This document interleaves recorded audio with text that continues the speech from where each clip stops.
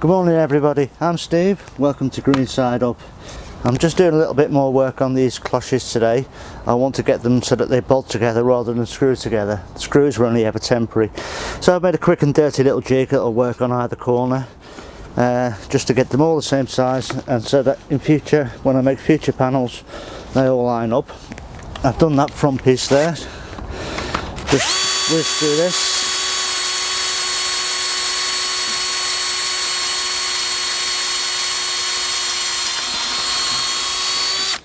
There we go. And a bolt and wing nut. Just pop that through and we're secure. And this means that I don't need to rely on a screwdriver to take these apart or put them up, so if I don't bring it down from home with me, it's just easy with a wing nut and bolt. It's just very, very simple.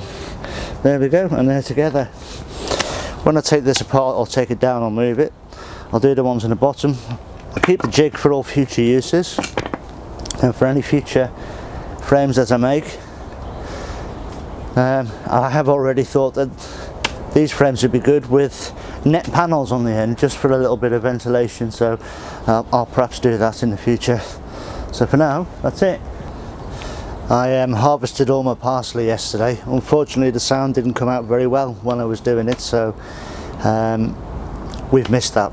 But never mind, I've harvested it all. It's all been chopped and put in the freezer at home. All the stalks from the parsley themselves were chopped up into 4 to 6 inch pieces, also frozen, because they will do good in stocks, soups, stews, casseroles, that sort of thing.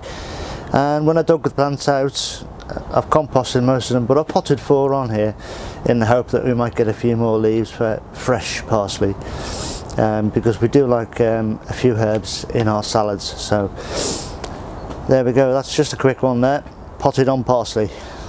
They'll probably go to seed actually, thinking about it, but it's worth it, I'll try it.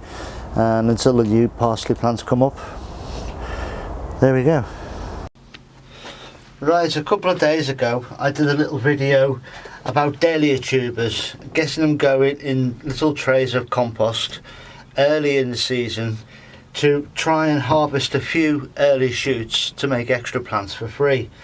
And I opened on camera a couple of packets of dahlias that I bought from Thompson and Morgan, and to say I was disappointed was an understatement. They were atrocious. They were desiccated, they were broken every which way but loose, they were rotten in places, the roots were falling off.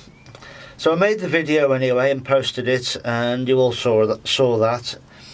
But once I was off camera, I went to complain to Thompson and Morgan, and they've sent me some replacements. And here we are. Now, in the email during the contact with them talking about this, they told me I would be absolutely delighted with the replacements that they've sent me. I'm not delighted. How can you be delighted with that? That is supposed to be a dahlia tuber, it's just a stem. There's no root on it whatsoever, that's never going to grow. This one here, it's rotten. It's falling apart. There's several others here that are rotten. They're either desiccated, falling apart.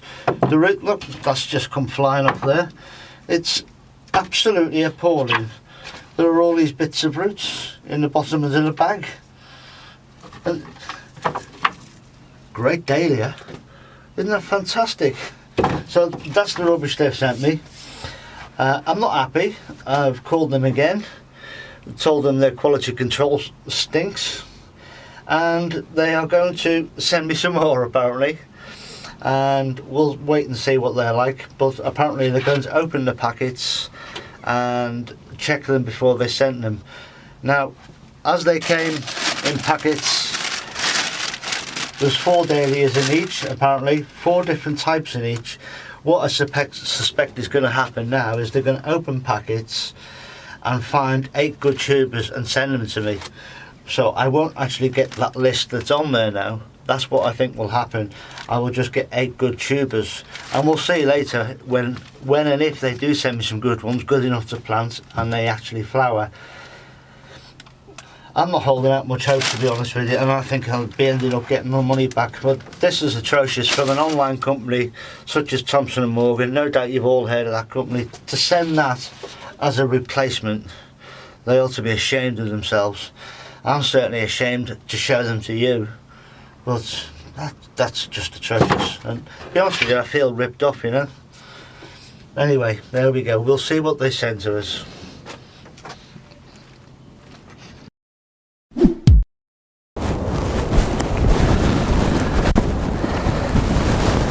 Hi there.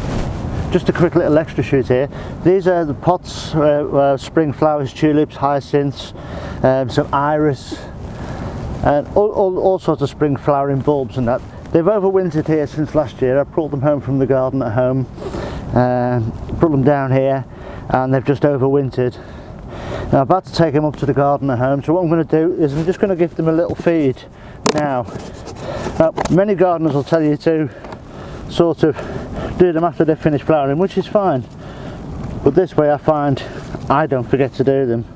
So I just put a little bit of bloodfish and bone down and they'll work their way in, and once they've finished flowering in a month or two's time, the feed's already there and I can just fetch them down back down here out of the garden at home and let them overwinter again, and then start the process again all next year. So flowers for home, lovely, eh?